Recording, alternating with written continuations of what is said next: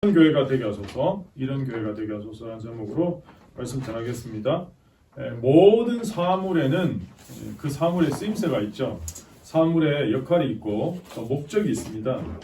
망치로 나무를 자를 수는 없잖아요. 물론 뭐 해보면 해볼 수도 있겠지만 톱으로 못을 박을 수는 없습니다.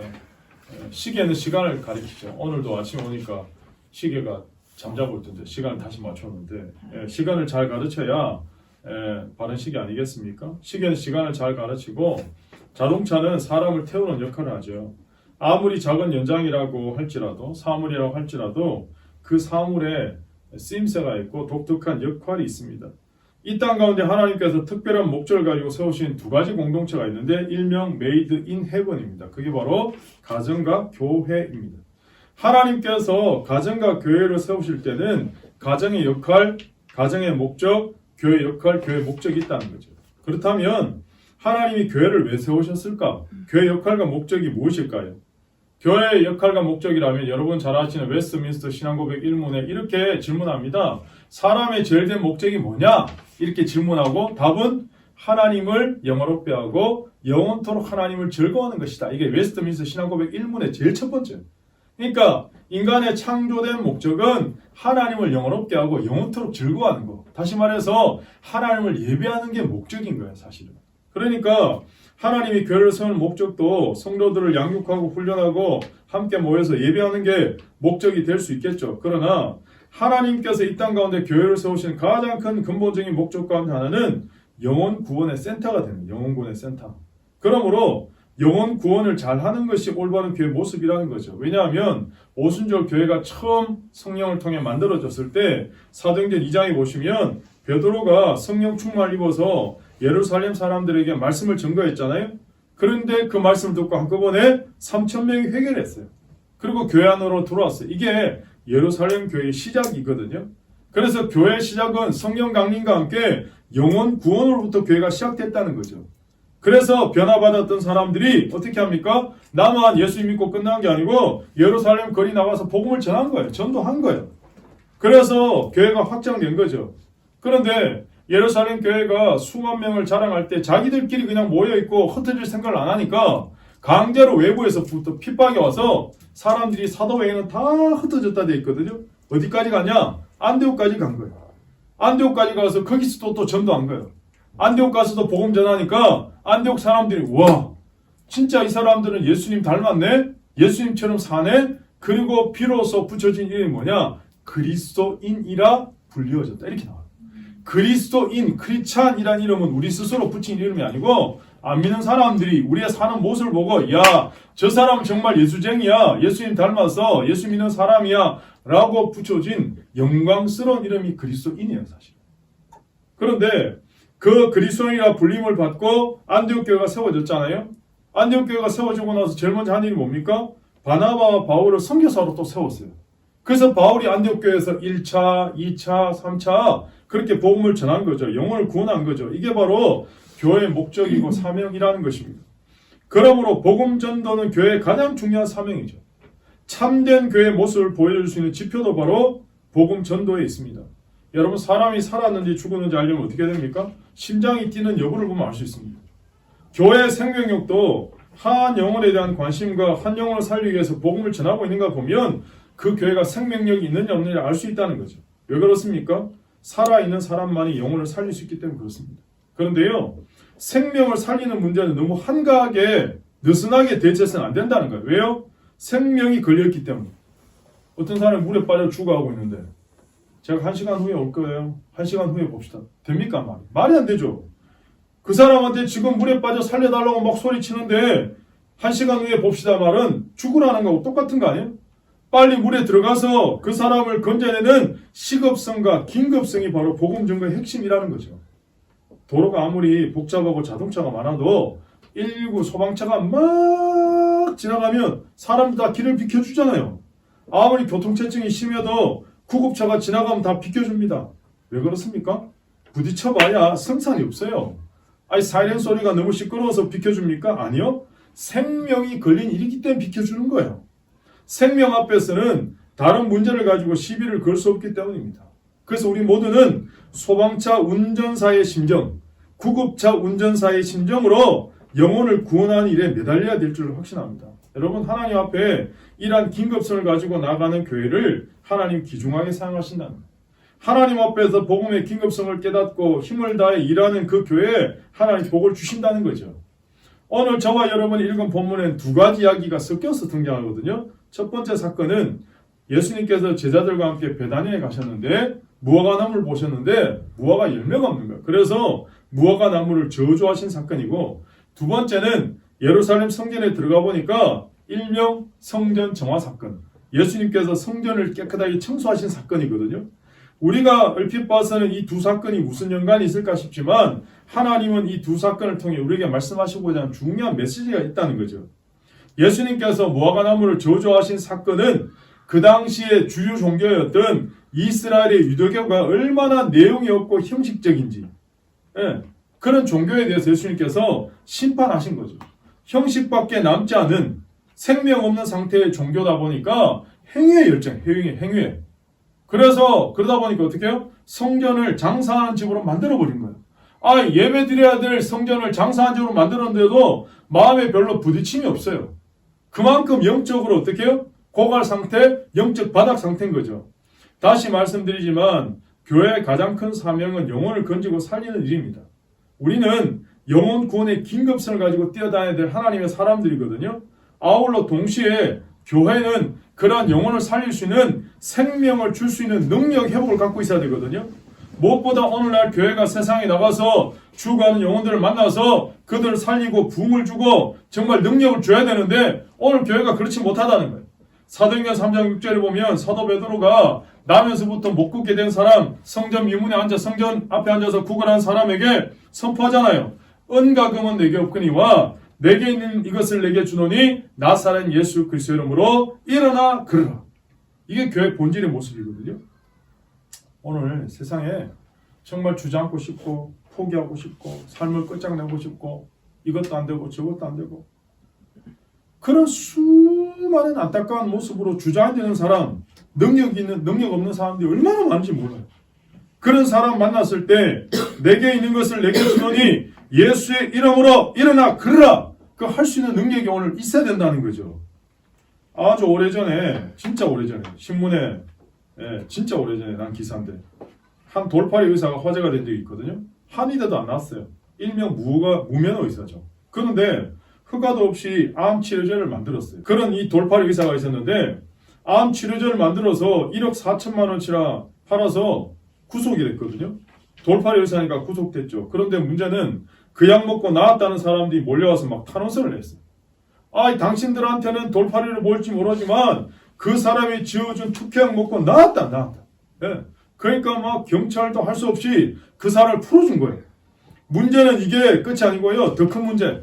전국에 암 걸린 사람들이 전부 이 돌팔이 의사를 찾는 거예요. 신문사마다 막 경찰서마다 그 사람 주소 내놔라, 전화번호 알려달라. 업무가 마비될 정도로. 왜 이런 사실이 벌어졌을까 생각해보면 진짜 의사들이 병을 못 고치니까 제대로. 진짜 의사들이 제대로 병을 고치고 능력이 있었으면 무면허 의사들이 설칠 리가 없잖아요. 진짜 의사들이 암을 못 고치니까 면허 없다 하더라도 암이 나았다는 사례가 알려지니까 그 사람한테 무면허 의사한테 사람들이 몰려드는 거죠. 교회도 마찬가지라는 거죠. 진짜가 힘을 발휘하지 못하고 잠들어 있으면 가짜가 판을 치게 되어 있습니다. 교회가 병든 영혼을 치료해주지 못하면 사람들이 교회를 떠나서요 엉뚱한 곳으로 가게 돼 있어요. 2000년 교회 역사에서도 주류 교회가 제대로 영적으로 잠들어 있고 깨어있지 못하면요 항상 선교단체 운동들이나 기도원 운동들이 항상 교회에서 일어났거든요. 그러니까 우리는 교회가 진짜 교회다운 역할을 하고 있는지, 이 시대를 향해 선지자다운 역할, 더 나아가서 믿는 신앙인을 위해서 할 바를 다하고 있는지 반성해야 된다는 거죠. 교회가 이런 긍정적 역할을 못하니까 성도들이요 미신에 멍드는 거예요. 뭐 가르친다고 하면 가고 어디 가고 이게 교회인지 진짜인지 가짜인지. 어제 저희 와이프하고도 그 얘기했지만 유튜브에 그 이단들 잘못된 신학으로 그냥 아예 도배할 정도로 그 지난번에 말씀드렸잖아요. 유튜브에 어떤 신학적 강의나 설교 들으실 때는 저한테 꼭 물어보시고 들어요. 여러분이 분별이 안 될 정도로 이상하게 이렇게 섞여 있는 것들이 진짜 많습니다. 그러니까 이게 정말 위험하구나. 사단이 이제는 유튜브도 거의 다 장악하고 있구나. 그러니까 이게 너무 요즘 시대가 혼란한 시대. 사실 우리나라에 처음 복음을 가지고 온 사람들, 아펜젤라나 은도들 같은 사람들이요, 기존 교회에서 그냥 차분히 신앙생활하면서 은혜 받고 선교사로 헌신하는 사람들이 아니에요.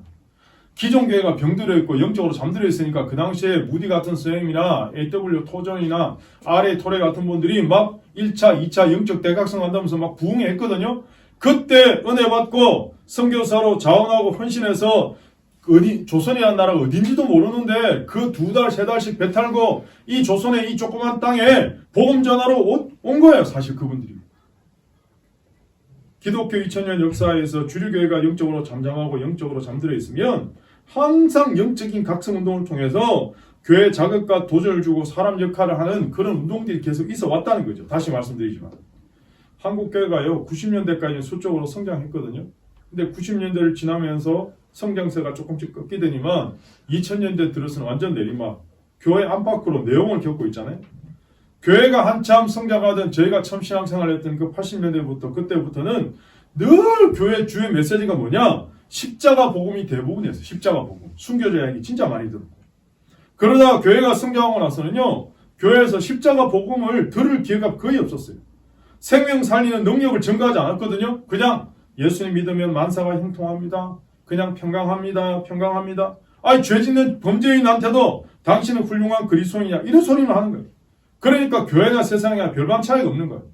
교회가 기복적이 되다 보니까 사람들이요, 교회나 무당이나 점쟁이나 별 차이 없네? 그러니까요, 세상에 무당이나 점쟁이가 엄청나게 숫자가 증가하는 거예요. 오늘 세상을 보세요. 이게 다 교회 책임. 교회가 경건의 능력을 잃어버렸기 때문에 이런 일이 벌어지는 거죠. 통탄한 일입니다. 저는 세상의 범죄의 증가는 교회의 영적 타락의 바로 밑이다 이렇게 생각합니다.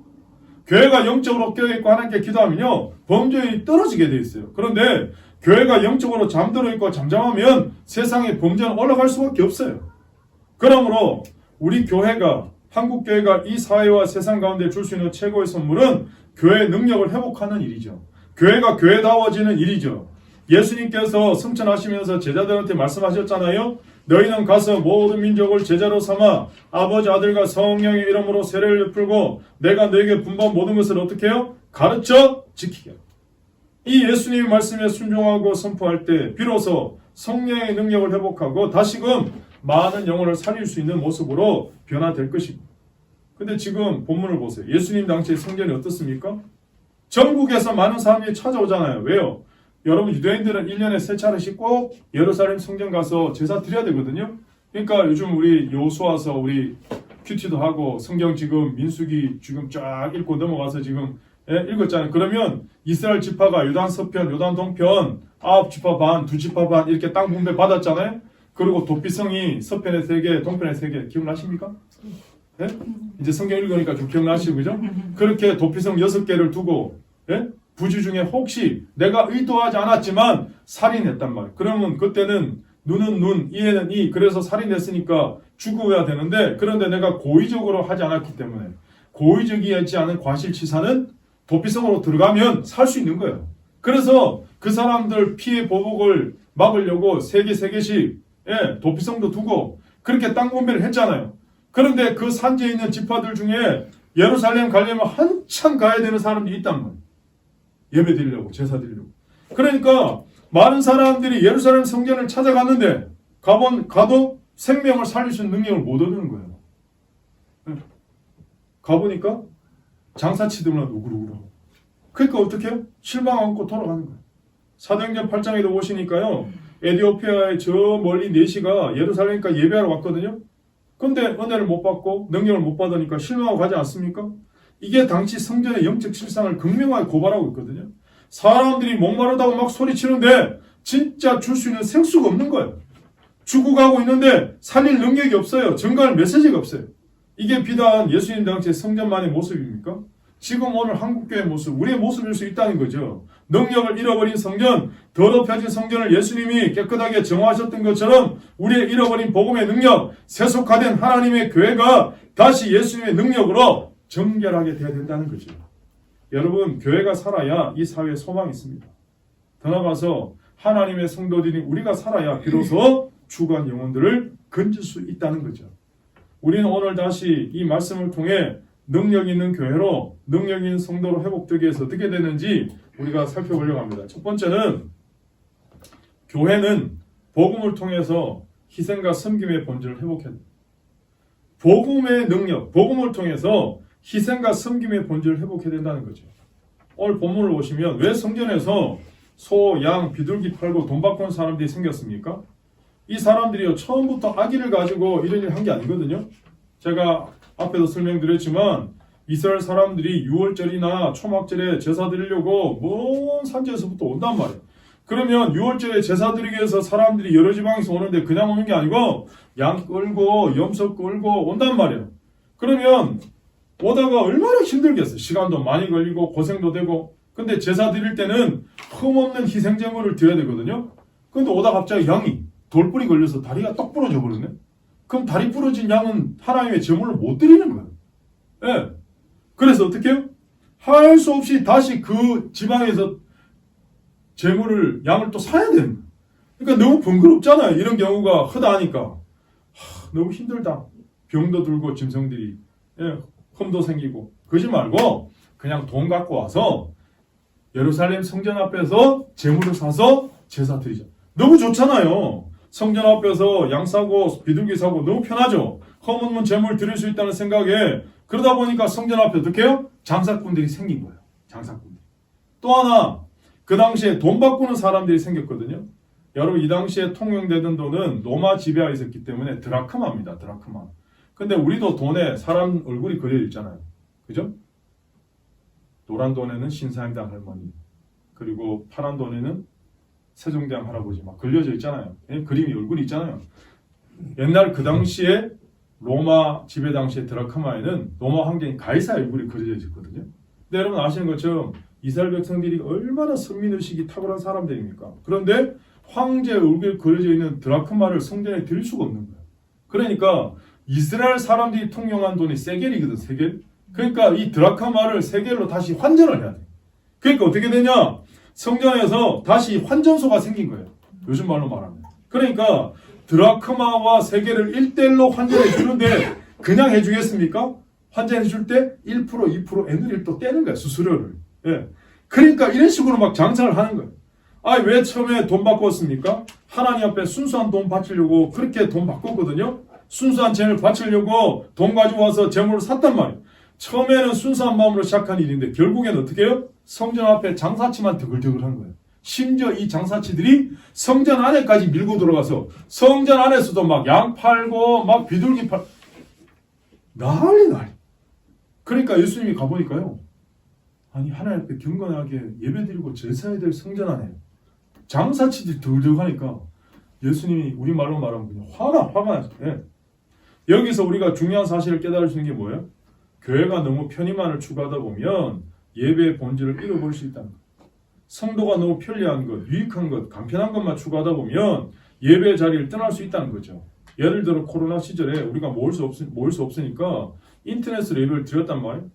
그러니까 인터넷 예배 드리다가 이제 다시 코로나 끝났으니까 모이자 그러니까 아니 하나님 뭐 어디나 다 계시고 인터넷 예배 드리는 게 너무 편리하니까 굳이 옷 차려입고 교회까지 가야 돼? 그냥 내 있는 데서 그냥 인터넷으로 예배 드리면 되지. 편리함에 너무 익숙해져 버린 거예요. 성경도 성경책으로 보는 게 아니고 교회에서 오늘처럼 뭐 본문에 다 우리 교회는 그런 게 없지만 영상으로 다 띄워주고 그러니까 성경책 찾을 일이 없어요. 성경책 찾을 일이. 그래서 사람들한테요. 성경 어디 찾자 그러면 신명기가 이제 구약인지 신약인지 막 헷갈리고 막 이렇게 된다니까. 성경을 못 찾는 이런 해프닝이 막 벌어지는 거예요. 제가 전도사 시절에 그 광장동에 살았거든요. 우리 아이들이 진짜 어렸는데 그때 하나는 아장아장, 하나는 이제 업혀 다닐 정도, 걷지도 못할 때. 그때 그 교회가 광장동에 있던 교회가 항상 기도실이 24시간 개방돼 있었어요. 그래서 가면 누구나 와서 기도하는 항상 권사님 사람들이. 그러면 이제 와이프는 하나 업고 하나 손 잡고 그렇게 같이 기도하러 가거든요. 그럼 이제 여기서 조용히 놀아야 돼. 큰 애가 막 빨빨빨빨 돌아다니잖아. 한참 돌아다니. 그러면 기도하는 그 집사님 권사님들이 오 이렇게 조그만 애가 교회 엄마 따라왔네. 그럼 사탕 주면 그 사탕 빨면서 또 막 그렇게 1시간 이상씩 간절히 밤에 기도하고 애 업고 기도하고 막 업고 기도했는데 그 업고 옆에 있는 애가 그냥 막 물어뜯고 막 그냥 막 그런데도 막 기도해야 돼. 근데 그렇게 1시간 이상씩 기도하고 예 그리고 집에 올 때 보면요 감동이 있어요. 감격이 있었어요. 지금도 생각해 보면 그 시절이 지금보다 결코 환경적으로나 뭐 여러 부분에 있어서 쉬운 시간이 아니었거든요. 그런데 참 그 시간 행복했던 시간이다. 예. 이유는 영적으로 깨 있었어요. 더 나가서 매일 하나님을 만나는 게 너무 기뻤어요. 너무. 제가 지난번 한번 제 개인 간증했잖아요.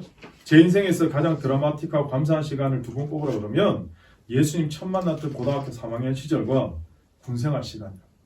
다시 돌아가기도 싫은 제일 1, 2번 시간일 텐데 저는 그때가 가장 행복한 시간. 왜? 하나님하고 제일 가까웠던 시간. 하나님 은혜를 늘 경험했던 시간이기 때문에 그렇다는 거죠.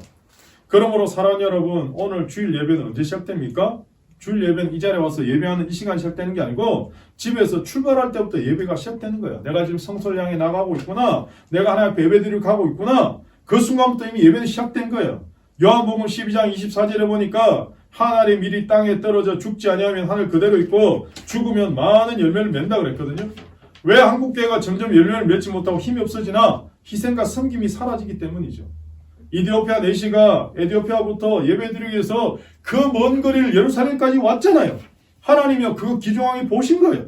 그렇기 때문에 우리의 여건 때문에 환경 때문에 하나님 앞에 충성하는 자리, 예배하는 자리 떠나는 것 가장 어리석은 성도입니다. 오늘 2025년 우리가 다뤘던 것보다 예배 우선순위를 두고 우리 교회 표처럼 삶의 현장에서는 말씀에 의지해서 인생의 그물을 내리는 그래서 물고기 잡았다 간증하는 여러분 되시기를 예수님 이름으로 축복합니다. 두 번째는 교회는 돈의 소리를 듣는 곳이 아니고 하나님 말씀의 소리를 들어야 되거든요. 여러분 왜 제사장들이요 이렇게 사람들이 성전에서 장사하는데도 그냥 내버려 뒀을까? 묵인했을까? 생각해 보니까요 돈 때문에. 아무도 제사장들이 이들에게 장사할 수 있는 기회를 주면서 자리세를 받든지 아니면 그 이익의 어느 정도를 받아내든지 뭐 그런 게 있었을 것으로 추정이 돼요. 이렇게 돈 때문에 제사장들이 그들을 말리지 않았다는 거예요. 부끄러운 얘기지만 오늘 한국 사회나 한국 교계에도 돈의 위력이 대단하지 않습니까? 다른 문제는 다 쉽게 개혁이 되는데 어디가 제일 개혁이 안 되냐? 돈이 걸려있는 문제 개혁이 잘 안 돼요. 안 되는 게 아니고 못하는 거예요. 포기를 못하니까. 결국 돈의 소리를 듣고 따라가다 보면 주님과 원수되는 길로 갈 수밖에 없다는 거죠. 수년 전에 신문기사에 어느 시장에 어마어마한 불이 났거든요. 많은 사람들이 막 다 빠져나오는데 같이 빠져나온 한 어머니가 나와서 아주머니가 나와서 막 길바닥에 퍼질러져 앉아서 막 울고 막 왜 그러냐고 막 그러니까 자기가 그 가게에 조그만 손금고가 있는데 그 금고 안에 수천만 원이 들어있는데 그거 못 갖고 나와. 그래갖고는 막 불길로 다시 뛰어들려고 하는 거 소방관들 말리고 소방관들이 잠시 딴전 피운 사이 들어간 거예요. 결국 못 나오고 화재 다 진압된 데 보니까 그 아주머니가 자기가 찾던 손금고 부둥켜 안고 타 죽었다. 이게 바로 오늘 우리의 모습, 오늘날 한국교회 모습이 될 수 있다는 거죠. 돈을 추구하다가 돈 때문에 개혁하지 못할 때 이런 일이 벌어질 수 있다는 거죠. 디모데전서 6장 10절에 돈을 사랑함이 일만하게 뿌리가 되나니 이것을 탐내는 자들은 미혹을 받아 믿음에서 떠나 많은 근심으로서 자기를 찔렀도다 말씀했습니다. 오늘도 우리가 복음의 능력을 바로 회복하지 못한 이유는 돈을 사랑하기 때문이죠. 오늘 우리는 돈의 소리가 아니라 세상의 소리보다 하나님 말씀의 소리에 귀를 기울여야 됩니다. 그래서 우리가 뭐합니까? 매일 성경 통독하잖아요. 네? 성경 읽잖아요. 우리가 이렇게라도 하나님 말씀 가까이 해야 된다. 그리고 하나님 말씀을 날마다 가까이 할 때 하나님 음성을 들을 수 있고 하나님 축복하신다 이거잖아요. 여러분 열왕기상 18장 19장에 보면 엘리야 당시에 바알 아세라 우상한테 다 그냥 짓눌려서 하나님의 선지자들 다 해외에 다 도망가고 다 사라지고 엘리야 혼자 남았을 때 850대 1로 갈멜산상에서 승리했잖아요. 그런데 이세벨이 엘리야 죽이겠다고 살해 협박하는 바람에 도망가잖아요. 그래서 엘리야가 나는 이제 더 이상 희망이 없습니다. 하나님 나 죽여주세요. 나 죽을랍니다. 그랬을 때 하나님이 엘리야를 40일 동안 먹이고 입히고 어루만지고 그래고는 하나님 산 호렙산까지 데려가잖아요. 엘리야가 굴속에 들어가서 처박혀서 안 나오니까 하나님이 불러내시게 해서 어마어마한 바람, 지진, 불 막 그런데 그 속에 하나님 역사가 없었어요. 그런데 바람과 불과 지진 이후에 하나님이 세미한 음성으로 엘리야에게 말씀하시잖아요. 엘리야가 그 세미한 음성을 듣고 회복이 됐잖아요. 다시 말해서 오늘 우리는 바람 같은 기적, 불 같은 기적, 지진 같은 기적 한번 보면 하나님 믿을 텐데, 하나님 앞에 내가 쓰임 받을 텐데, 그런데 하나님은 바람이나 불이나 지진 같은 기적이 아니고 하나님의 세미한 음성, 말씀 듣고 회복되기를 원하시는 거죠. 오늘 다시 말해서 믿음을 가진 신앙인들이 제대로 살아가는 비결은 하나님 말씀을 들을 때 회복이 되고 영혼이 살아나기 때문입니다. 요한복음 5장 25절에 진실로 진실로 너희에게로 오노니 죽은 자들이 하나님의 아들의 음성을 들을 때가 오나니 곧 이때라 듣는 자는 살아나리라 이렇게 말씀하십니다.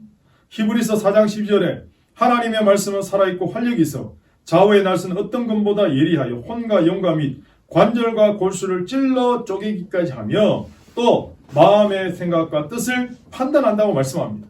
결국 살아있는 말씀만이 사람을 온전히 변화시키고 살릴 수 있는 능력이라는 거죠. 아멘. 여러분 오늘 그러므로 이 예배 시간에 살아계신 하나님 말씀을 듣고 우리 영혼이 살아나고 경건의 능력이 회복이 되고 우리 삶이 새로워져서 여러분 삶의 자리로 돌아가시기를 축복합니다.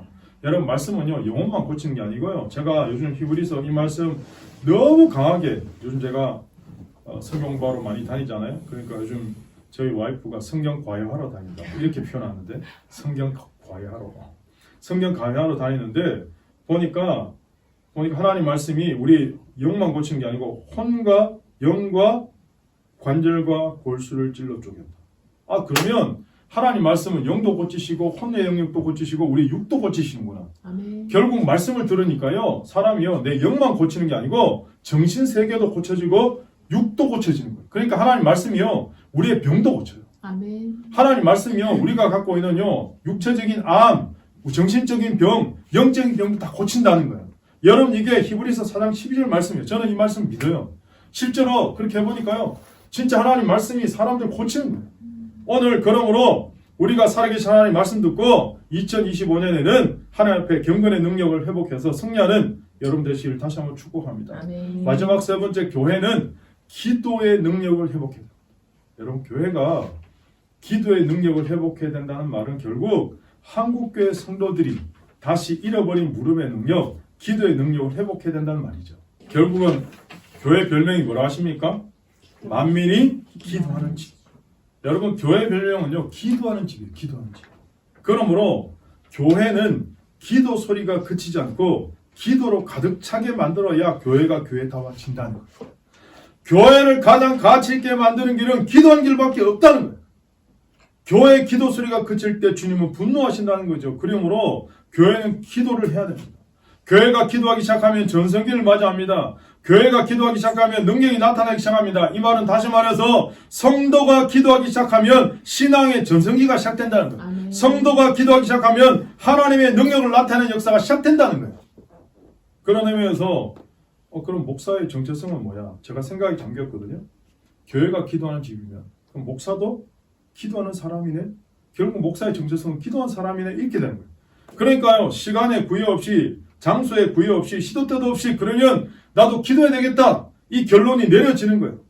그러다가 여러분이 2025년 새해 소망과 함께 기도 제목 적어주신 거 그거 붙들고 열심히 기도하고 있지 않습니까? 저도 새해 기도 제목 1번이 있거든요. 그게 뭐냐? 일명 센터처치를 세우는 거예요. 센터처치.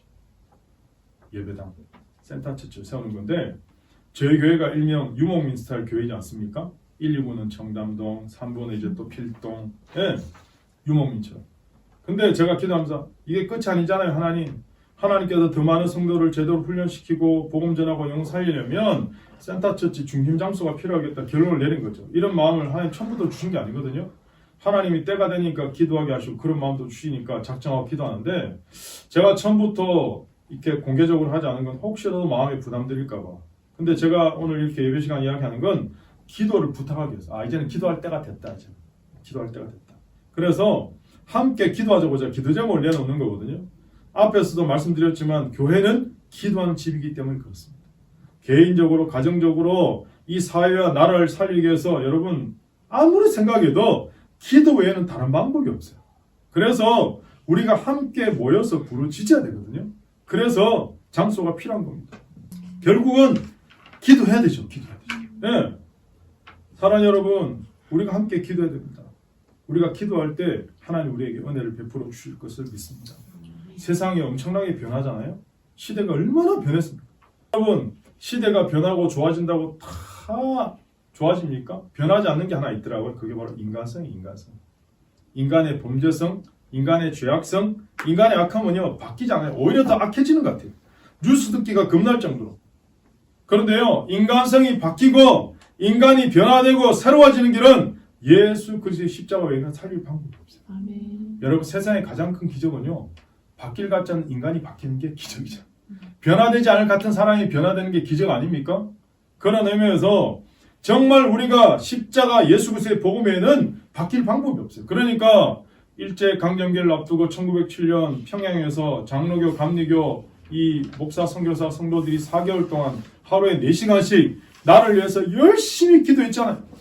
결국 하나님이 회개 역사를 통해서 평양의 영적 대각성 운동, 성령의 불을 쏟아부어 주셨잖아요. 그 역사가 오늘 우리에게 있는 거거든요. 여러분, 시간이 지나도 시대가 지나도 바뀌지 않는 유일한 원리는 기도의 방법밖에 없다는 거죠. 그런 의미에서 우리가 지금 교회 영광을 회복하고 성도의 능력을 회복하는 길은 이 예배 시간에 하나님 앞에 부르짖는 방법밖에 없습니다. 구해야 됩니다. 기도해야 됩니다. 그런데요, 마지막으로 기도하실 때 두 가지를 염두에 두고 기도하셔야 기도에 응답이 있고 열매가 있다는 거죠. 입만 무성한 뭐가 되지 않는다는 거죠. 첫 번째가 뭐냐? 22절입니다. 자, 22절. 믿으라? 하나님을 믿으라. 여러분, 기도하실 때 첫 번째 조건이 뭐냐? 하나님을 믿고 기도하셔야 돼요. 하나님을 신뢰하셔야 돼요. 제가 강조하는 말씀 중에 히브리서 11장 6절에 하나님께 나아간 자는 그가 살아계신 것과 그가 자기를 찾는 자들 어떻게 해요? 상 주시는 분이 어떻게 해요? 믿어야 할지. 오늘 우리가 누구한테 기도하는 거예요? 하나님 앞에 기도하는 거잖아요. 하나님 우리 기도를 들으시는 거예요. 그러면 하나님이 살아계신다고 믿고 기도하라. 믿고 기도하라.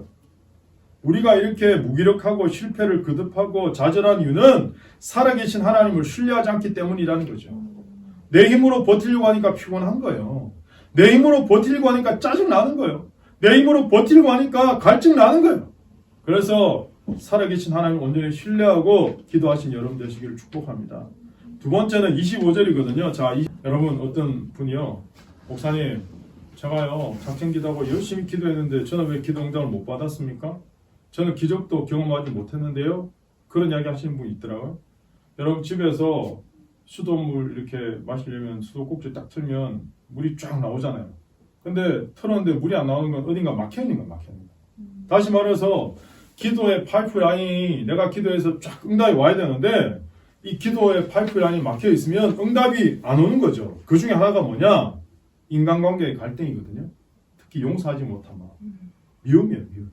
미움과 용서하지 못한 마음이 있으면 기도가 막히는 거예요. 그래서 우리가 기도하는 그 순간에 나에게 잘못한 사람들을 용서하고 미움을 포기하고 내려놓을 때 하늘의 문이 열리는 거죠. 기도의 역사가 일어나는 거죠. 하나님의 임재의 능력을 경험하는 거죠. 그런데 분명히 말씀드리지만 용서는 내가 하는 게 아니고 되어지는 겁니다. 나는 용서할 능력이 1도 없어요. 사랑할 능력이 1도 없어요. 내가 하려고 하면 안 돼요. 내려놓고 하나님께 맡겨야 돼요. 용서는 하나님 은혜를 경험했을 때 그냥 되어지는 거예요. 그냥. 네. 내가 하려고 하니까 안 되는 거죠. 자, 이제 말씀의 결론을 맺습니다. 교회가 가장 거룩해지고 강력해지는 비결은 기도입니다. 기도.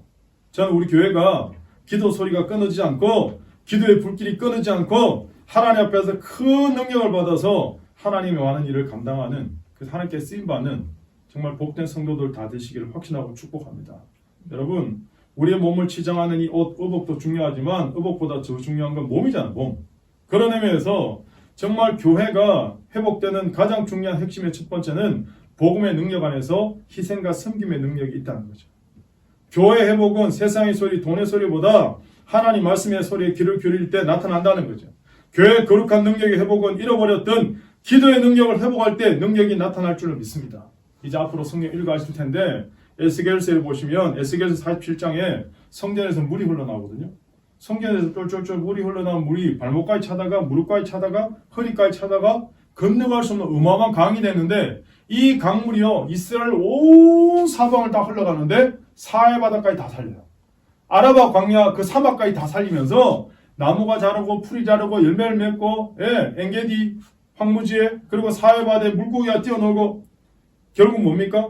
결국 교회가 성령으로 회복되면 생명을 살리고 생수를 나눠주는 역사가 일어난다는 거예요. 아멘. 결국은 오늘 우리 교회가 회복되면 이 땅을 살릴 수 있다는 거죠. 아멘. 더 나가서 내가 성령으로 충만하고 살아나면 내 주변의 사람을 살릴 수 있다는 거예요. 아멘. 내가 하나님 은혜로 충만하면 말씀으로 새로워지면 내 주변의 사람을 살릴 수 있다는 거죠. 그래서 여러분 2025년은 내가 먼저 은혜 받고 내가 먼저 말씀으로 충만해서 성령으로 충만해서 내가 가는 곳마다 살리는 역사, 살아나는 역사, 회복시키는 역사가 일어날 수 있을 길을 예수님 이름으로 축복합니다.